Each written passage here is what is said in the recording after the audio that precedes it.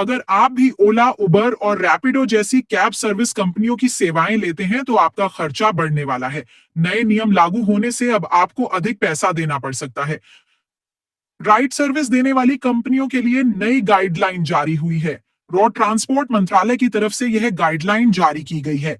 नए गाइडलाइन के अनुसार ओला, उबर जैसी कंपनियों को पीक आवर्स में बेस फेयर के 2 गुने तक पैसा चार्ज करने की अनुमति दी गई है। यह पहले बेस फेयर का 1.5 गुना था। वहीं नई गाइडलाइन के अनुसार यह कंपनियां नॉन पीक आवर्स में बेस फेयर के 50% से कम चार्ज नहीं कर सकती हैं।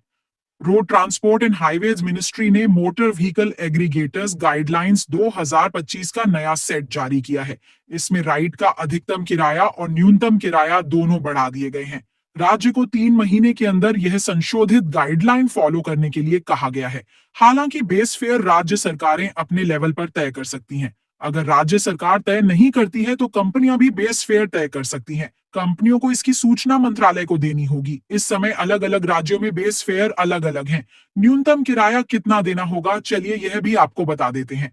बहुत बार ट्रैफिक का दबाव कम होता है। वीकेंड पर ट्रैफिक काफी कम रह जाता है। ऐसे में कैब कंपनियां ग्राहकों को राइड पर भारी डिस्काउंट देती थीं, लेकिन अब यह बंद हो जाएगा। अब बेस फेयर का कम से कम 50% किराया देना ही होगा।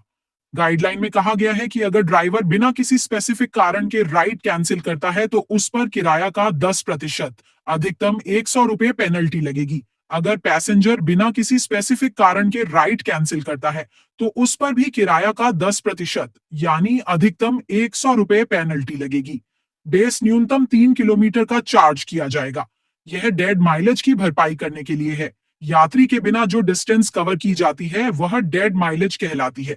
अगर राइड लेने की दूरी 3 किलोमीटर है से कम हो तो डेड माइलेज के लिए किसी पैसेंजर से पैसा नहीं लिया जाएगा। इसमें कहा गया किराया केवल जर्नी के शुरुआती पॉइंट से जर्नी समाप्त होने के पॉइंट तक ही लिया जाएगा। इसी के साथ गाइडलाइन में बताया गया है कि पैसेंजर्स की सेफ्टी के लिए कैब में लोकेशन ट्रैकिंग डिवाइस लगानी होगी और इसको कंपनी के सेंट्रल सर्वर से जोड़ा जाएगा। कैब ड्राइवर की रेटिंग को लेकर भी गाइडलाइन आई है। अगर किसी ड्राइवर की रेटिंग बहुत कम है तो इसके लिए ट्रेनिंग प्रोग्राम होगा।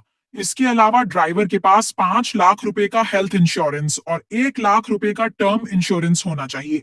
चौपाल वाणी पर खबरों की सटीक अपडेट्स के लिए बने रहें।